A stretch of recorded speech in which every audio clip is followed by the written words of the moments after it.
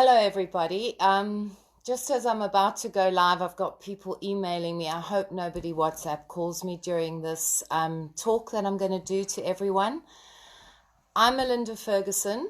I was asked by Pretoria News to do a Facebook Live, and I hope that you are all joining me for the next, say, 20 minutes, half an hour. It depends how long I talk for. I can talk for a very long time. I'm an author. I'm a publisher. My publishing imprint is called Melinda Ferguson Books. I've also been a heroin addict. I've been a crack addict. I've been an alcoholic. I've been many, many, many different things in my life. And about 21 years ago, I was on the streets of Hillbrow. It was winter. It was 1999. And I was lost, I was homeless, I was addicted, I was desperate, and I was seriously contemplating looking at Ponty. I'm sure you all know Ponty. Hello, Bill. Bill's here. And I was seriously thinking of jumping off the top of that horrible building and ending my life. I wrote about my journey in my book Smacked, which I have here. So in 2005, I got clean in 1999. In 2005, I wrote a book called Smacked, which was called A Harrowing True Story of Addiction and Survival. And it was in this book, putting my life down, putting my journey down, putting my struggles down, that I think I found a door to some kind of recovery. Pretoria News. Melinda runs a publishing. Okay, you're telling everybody about that. So, yeah, I was a terrible junkie once. I managed to get clean in some miraculous way, and I slowly crawled back to life. I began waitressing, as often addicts have to do, because I'd messed up my life, and I started working at True Love magazine. Hi, Lindy. I started working at True Love magazine in about 2003, and I worked as a journalist with the Media 24 company, and by 2005 I'd written my first book. Life was difficult in the beginning, but slowly I began to find ways to reignite my passion, which I'd lost when I was a drug addict. I'd lost everything. I'd lost my children. I'd lost my home. I lost many, many things in my journey of addiction. And what I always tell addicts is the amount of energy that I had to score drugs, to get the things that I needed to address my fix. I've been able to miraculously channel that energy that I had as a drug addict into creating a new life, and not just a new life, but a really vibrant publishing house. Hello, Neville. Oh, Eva. So Eva Mazza, I'm going to call you Eva Meklis Mazza because that's your full name. If you see her on the timeline, Eva is one of the authors that I've published in my imprint. It was MF Books Joburg once, and it's now Melinda Ferguson Books. And just a little shout out for Eva. We have just managed to get her amazing book, Sex Lies Declassified, into bookstores across the country. She was the author who wrote Sex Lies in Stellenbosch. It was one of my biggest sellers, actually ever, in my imprint. So any of you who are watching this and you feel like something that's a little less coronavirus orientated and something to escape, Sex Lies Declassified is the book to get. Anyway, let me get back to my story of how I managed to, I guess, from being a desperate addict, become a best-selling publisher, which is, I suppose, what I am today, even though that might sound a little bit arrogant of me to say so. But my books have done incredibly well in South Africa. I've had a string of bestsellers. I published Rape, a South African Nightmare by Pumla Dineo in 2016. It won the Alan Payton Sunday Times Award for the best non-fiction book published in South Africa that year, or the year before. So that was 2016. But I want to go a little bit backwards in terms of how I got to be a publisher, because a lot of people often ask me, like, how do I become a publisher? So I was working at True Love magazine as a features editor. Nell Prinsloo, great to catch you live for a change. Thank you for making it here, guys and ladies. So 2011, I was working at Media 24. You know, I had a job. It was a good job, not brilliantly paid by any means. Journalists never really get much money. And now I'm on the Pretoria News website, Facebook page, so you probably know what I'm talking about. And the company was offering bursaries to people that wanted to study, do like secondary kind of honors or degrees, if it was in line with the business. And I'd been at university during the state of emergency, which somehow ages me. At UCT, I studied to be an actress.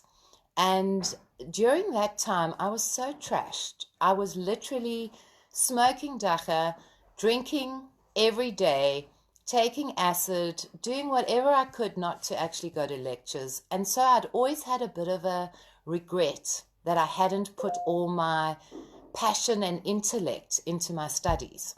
So when the opportunity came for me to do an honors degree that would be sponsored by Media 24, I was just like, I don't know what I want to study, but I just want to get an honors degree. And I sort of went eeny, meeny, miny, mo, and I saw publishing. And publishing, I didn't even know really what it was about. It was literally thinking that I'm sure Media 24 would sponsor an honors degree if it was something that sounded like what they were doing in terms of the business. I started doing my honors degree part-time. It was a 2-year degree. And within a few months, I just loved what I was doing. Now I was older. I was more focused. I could really spend time on assignments and do a lot of research. And I just started flying in the course.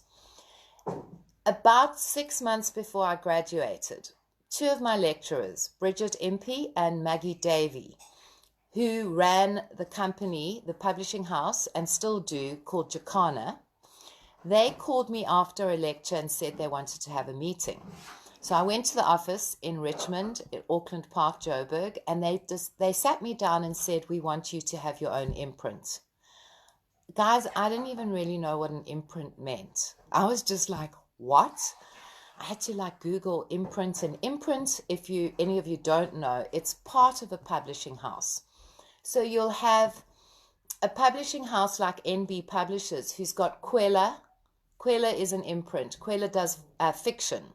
You've got Tafelberg, which is their non-fiction department. So with Jacana, I became MF Books Joburg, and I was part of their bigger company, but I had like an independent publishing house to myself.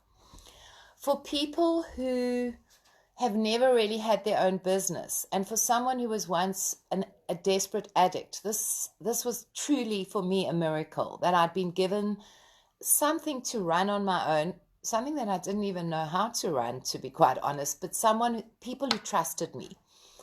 And so that was how the journey began. And in my first year, it was really like paint by numbers. I didn't know what I was doing. I would often refer back to my varsity notes, Excel spreadsheets, how do you do this, how do you do that? And in my first year, I published what was and still is the bestseller that I've ever had in terms of a publisher, which was a book called Drug Muled. It was the Vanessa Goosen story of how she went to Thailand, got caught with heroin in a few books. Someone had planted, according to her, heroin in books, and she was sentenced to death in Thailand.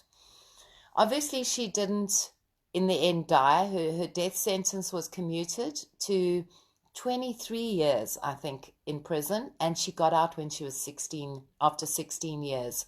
She had a baby in prison. It was an incredible story. Hello, Marlene. What a great book. Yeah, Drug Muled sold so many copies. And as a publisher, a little like green publisher, this was just, it felt like a miracle to me. Pretoria News, if you have just joined us. Okay, you're talking to the people. So I got a lot of confidence from publishing the book with Vanessa Goosen, Joanne Joseph, who wrote an incredible book. And it felt like I was just able to instinctively choose books that could sell. Now, I often tell people that publishing is a lot like gambling. It's a kind of thing where you have to get a hunch and you have to trust your hunch and then you go with it. So another book that I had a big hunch with was Eva's book, Sex Lies, as Stellenbosch, which was her first book, and the same feeling came when I published Sex Lies Declassified, which has just gone out in the stores and we can all buy it now and actually read something that's really entertaining, rather sexy, and really some kind of escape that a lot of people I think are feeling like they need to escape right now. Of course, I also along the way didn't have such a good day at the gambling table. I'm not going to name the books that didn't do well, but I did have a fair share of books that just didn't do well. And I think for any publisher, you kind of hit and miss sometimes. But the beautiful thing about publishing for me is that, hello Jennifer, I have read the book. And Lily, hello Lily. And there's Raja. How did you deal with your drug addiction? Okay. So I'm talking about publishing, but I have introduced the idea of drug addiction. And I started off, if you're only joining now, telling everybody how I was a heroin and crack and alcohol addict before I found my life again. You know, Raja, I never was fortunate enough to go to rehab. My family, in many ways, just had enough of me, and I don't blame them. I was thieving, stealing, lying, cheating. And by the time my addiction had played its kind of rock bottom out, I was on the streets of Hillbrow. I was selling my soul, selling my body for drugs, sleeping with dealers. It was a horrendous life that I was leading. And my family just, I think they'd had enough, as I said, and they didn't have money for rehab. So I was put on a homeless farm. You know, one of those kind of Christian, hard labor, homeless farms where you have to dig and build and garden to get a meal. And I was surrounded by, in Cape Town they call them bergies. I was surrounded by homeless people, and I'd once been a prefect. I'd once been like an A student. I'd been to university. So for me, my demise was really, really tragic. I could see it, you know. It was not what I'd planned to be in my life, a drug addict on a homeless farm. And you know, I think because I really hit rock bottom and I didn't have any other choice, I was forced to look in the mirror of myself and say, is this who you want to be? Because I had no one left who supported me. Tabo, watching and listening as project coordinator for anti-drugs and school safety campaign, and good to listen. Okay, well then I'm talking about drugs, not publishing now. So I remember being on this homeless farm, and I write about it in my book Smacked, which is just being re-released for my 20-year clean and sober edition. And I really was on the bones of my ass. I had no money. And when I say no money, I didn't have a cent. I had no clothes except for a few outfits that were donated to me by the church. And I was literally, again, contemplating suicide. And as I worked in this garden, and as I had to kind of kneel, in a sense, take my pride and throw my pride out of the window, I had an awakening which said basically, choose life or death. Choose life or death. And I was this close to dying. And I decided I was going to try and live. And I had nothing of the material world to tempt me to choose that. But I had a feeling that if I could just stay clean, get clean, you know, because by this stage, I just had to stop. I mean, I had no access to the drugs as well. And that was on the 1st of September, 1999, was the first day I spent for many, many years clean and sober on a homeless farm and having to take inventory of myself. Tracy Saunders, a publisher and a wonderful teacher. Thank you, Tracy. So people I think are always fascinated with the drug story. It is one that I'm constantly amazed by, that I could manage to pull myself from such a dark bottom to a place where I now sit. And yesterday I sent my 50th book, 50, my 50th book to print, which is, it's almost like I still can't sometimes believe that my life has turned out to be such a wonderful life after it was such a terrible life at one time.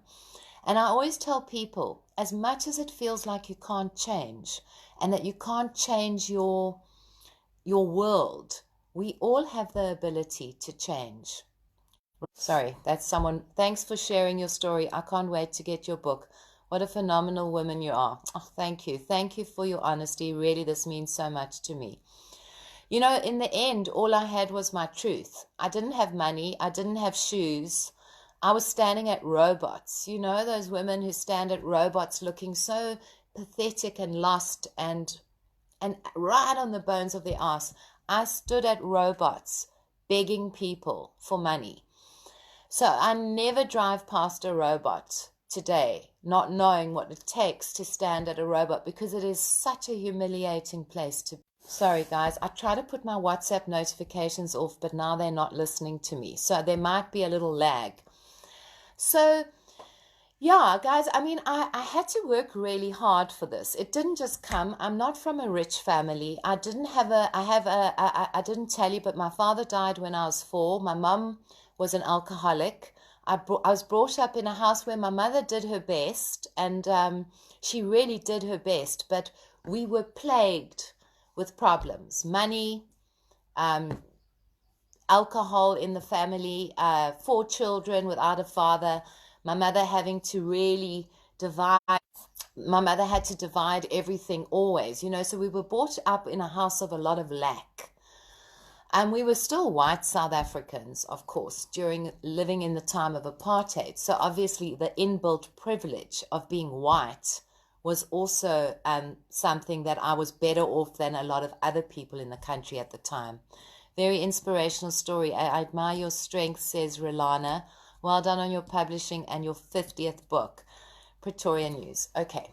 So, my darlings, Lindy now is saying, it is a conscious effort to choose life or death. What a brave woman. I could listen to your stories over and over. Yeah, I mean, I often think, aren't people getting a little bit bored, you know, because I do speak about this. But the thing is, even as a successful publisher today, the addict in me, I can never forget that addict, the one who stood at the robot, the one who wanted to jump off Ponty, the one who was desperate, who was begging on the streets, begging her Nigerian dealer for drugs, because that is a part of me. And you know, guys, during lockdown, it's been very tough for all of us. I know that there have been many days where I've thought, what is going on? We're losing everything. Everything's falling apart and that. But I often have to just take a step backwards and say, you are alive. You have 20 years of sobriety behind you. You have a beautiful collection of books that you've written. These are my 3 books. So I wrote Smacked in 2005. Then I wrote Hooked in 2010. And Hooked was a book, and that's also being at the printer at the moment, the 20-year clean and sober edition. Hooked was a book that looked at me, even though I was 10 years clean and sober, a lot of my behavior was still exactly the same as what it had been when I was a using addict. So this book, Hooked, is about relationship addiction, which I found I was so bad at when I got clean and sober. I was just hopelessly addicted to boyfriends and the men that I was with, not a whole lot of them, but the ones that I got involved with, I was an obsessive, compulsive, I stalked them. I did all these crazy things, which is all over this book. I did some really crazy things, ladies and men. And then in 2015, I wrote this book called Crashed, How Trashing a Ferrari Saved My Life. And that book came as a result of me trashing. I didn't do it on purpose, but I haven't told you that along the way I've also become a motoring journalist. Hello, darling, it's Sarita. I've always loved you, Melinda, without even knowing your story background. I love you more. Oh, you're going to make me cry. Thank you. Israel, you are a strong woman, my sister, and may God bless you further. Thank you, darling Israel. So in 2014, I am still a motoring journalist, as well as a publisher, as well as an author, as well as can you see where the addict comes in? So in 2014, I test drove a beautiful brand new Californian Ferrari California. You know, the 4-door one. And long story short, I was working at the magazine. I was reviewing it for the magazine, and on the way back to the dealership in William Nickel, I took a back road through Benmore, and I misjudged an intersection because I was driving slowly behind a truck. I looked up, I couldn't see any traffic. You know, you're low when you're in a Ferrari. And I overtook a truck, and I went straight into an intersection, and I looked up, and the robot was red. And a Pajero came and smashed me in the front of the Ferrari, which just spun and literally fell to pieces. There were 4 of us in the car. None of us got hurt. All the airbags came out. The car not exploded as in fire, but pieces of it. So the impact was taken by the car, I think, because we weren't hurt. And the woman in the Pajero was also not hurt. But long story short, that accident, it started a stream of absolute disaster in my life. And even though I was clean and sober, I was celebrating 14 years clean and sober on the day that I had the accident, which is very strange. But I was charged 650,000 Rand to pay for the accident. I got into a lot of trouble at work. My life just completely, for someone who felt that they were going somewhere, I'd already started publishing. My life seemed to just completely dissolve into a complete mess. But again, I didn't use. I didn't have a drink. And even though I felt like drinking a flippin' big bottle of whiskey, I didn't. I stayed clean and sober during that accident. And then I managed to write a book. Crashed, How Trashing a Ferrari Saved My Life, which I also published. So one of the things that I've enjoyed about publishing is that I can also publish my own work, because that's something that a lot of writers don't have the luxury of having a publisher. And publishing, guys, in South Africa is very difficult. And the thing that I was really asked to talk to you about, because now I've just been telling you all about my sordid past, is how challenging it's been to publish during lockdown. So just before, when the president announced the state of disaster in late February? No, it was about the 24th of March. God, it feels like we've been in lockdown forever. Lindy, lol, you stalked them too, funny.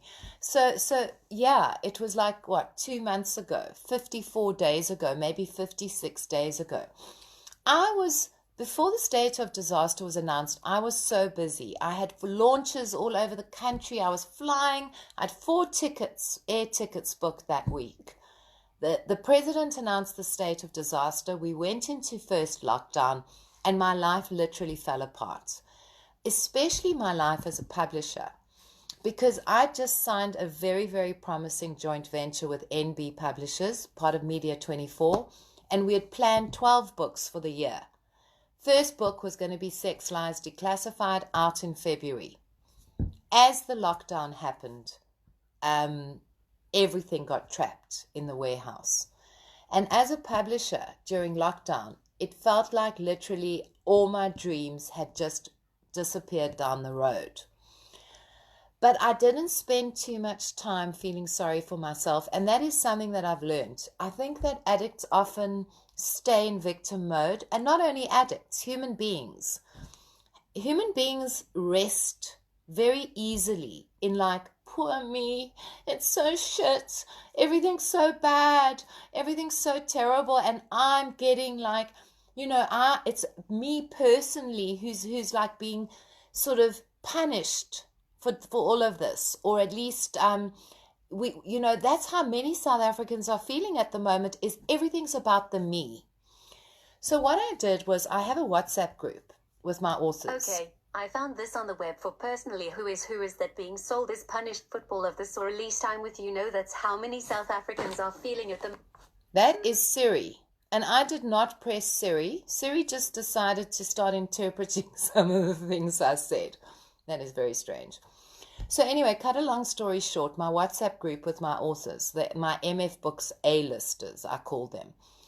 On this group, one of the authors, Pumla Kola, she said, why? Because we were all saying, oh my God, what are we going to do? It's lockdown. We can't be published. We can't get our books. We can't buy books. And it was all very depressing.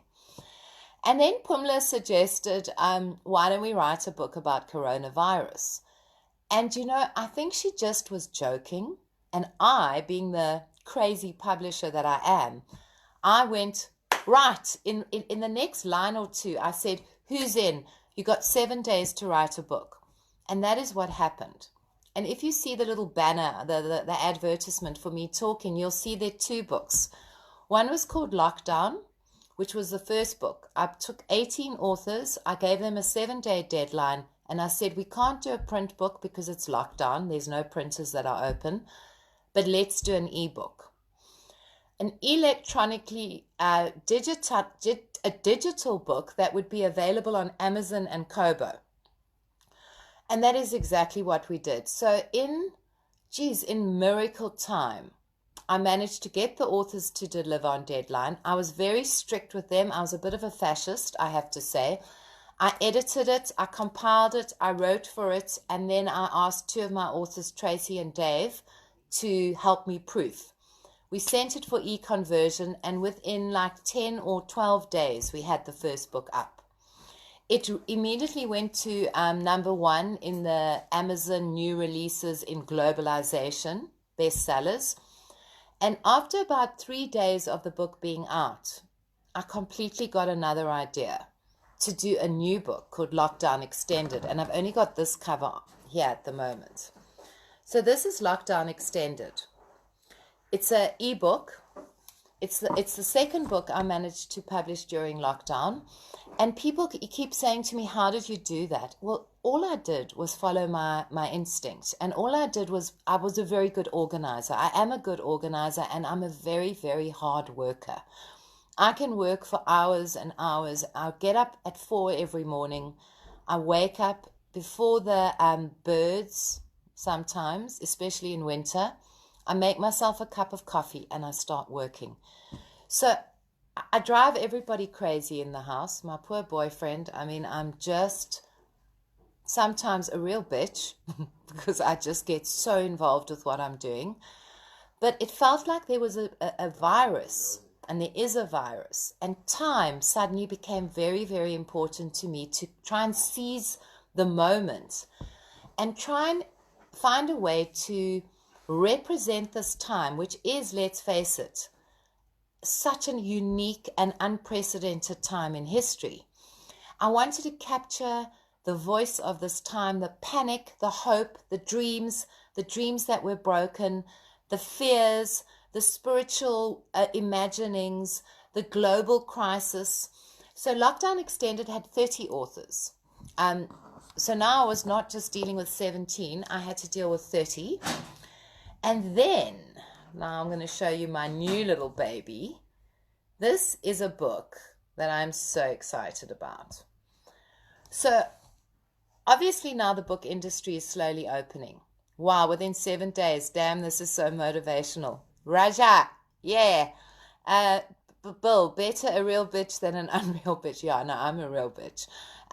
So what I've done now is, because the printers have slowly started opening, we're only operating at 30% capacity.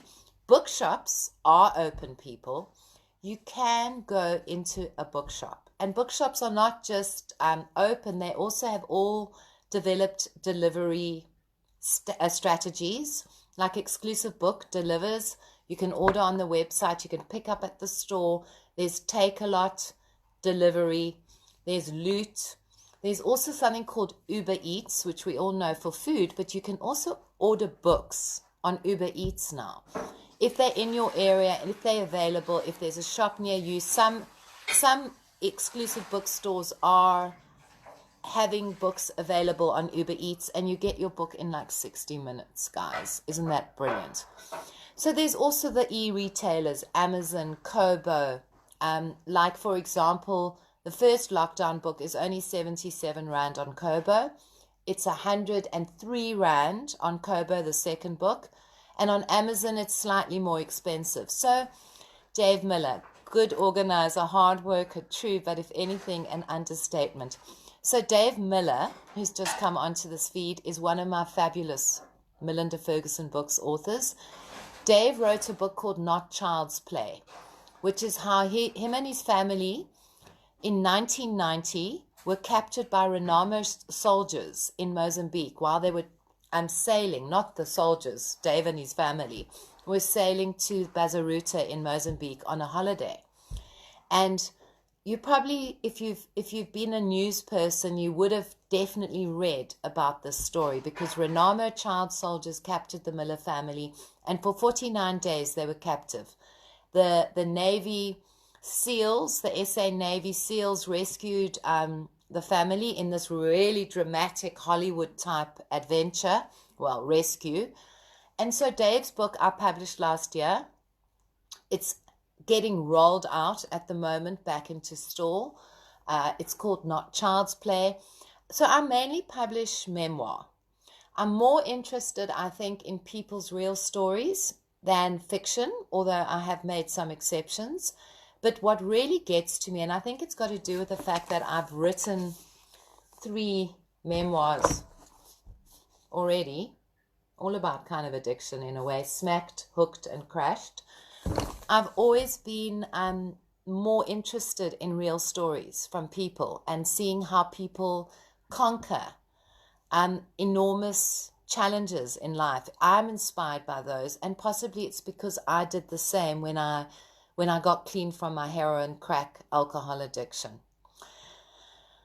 Guys, so what I also do, I run online courses, writing courses. I do 6-week ones, and I've recently during lockdown developed 7-day ones, which I do for 7 days straight. Very cheap. I don't really want this to be an ad, but I've made them like $9.99 for the 7-day course. And I found one of my authors who's in this book. Oh, it's not that book. This book. In the lockdown collection that went to print yesterday. I found Ralph Manetta in one of my writing courses. So there have been quite a few people. I've probably discovered about 8 people in writing courses who joined a writing course. I spotted talent. I always say it's like writing idols when I do writing courses, because of course I'm always looking for talent. Yeah, thank you, Pretoria News. You know, I could carry on. I don't know how long I've been talking for. I think it's been half an hour, maybe a little bit more. Guys, thank you for listening. Yeah, I'm very inspired. Even if it's lockdown, there are ways that we can make things work. My heart goes out to all the addicts who are struggling at the moment. If you happen to see this, if I could get clean, you can get clean. If you think that you can't find a new life for yourself, I promise you I felt the same. When I was in my mom's house for a year without being able to work, when I had to ask her for money for cigarettes and for food, it was a very humiliating time of my life. But look at me now. Look at me now. Look, I've got a flippin' amazing life. I've got a brilliant business. I'm a happy person. I've been clean and sober for 20 years, nearly 20 and a half years. And yeah, I just want to spread love and the message of hope to everybody who's watching. Chantal, this was great, Melinda Ferguson, publisher, writer. Thanks for the insights and entertainment. So yeah, I think I better go off. Otherwise, poor Pretoria News is just going to need their Facebook page, and I'm just hogging it. So guys, yeah, sending you lots of love. We mustn't let ourselves get too depressed or down during this time. There is hope. We've got to have gratitude. We've got to be thankful for that which we have. And if we can see people in need of help, we must be kind, and we must spread what we have around so that people can get a bit, people who don't have can get a bit. And that's the way this is going to get a lot better, is if we're generous and we don't see ourselves as having nothing, that we need to share our knowledge, share our hearts, and share our money sometimes. Louise, I haven't read any of your books yet. Which one do you recommend? Okay, before I go, you have to start with Smacked. This cover is not the same cover as it went to print about 4 days ago, the new edition. It's the 20-year clean and sober edition. I'll show you what the new cover looks like, if I can find it. And if I, oh, here it is. So this is how the new cover is going to look. I don't know if you can see that, guys. That's the new edition of Smacked. I would say start with Smacked, then go to Hooked, and then go to Crushed. Okay, my darlings, I definitely am going now. Thank you for being with me. Bye.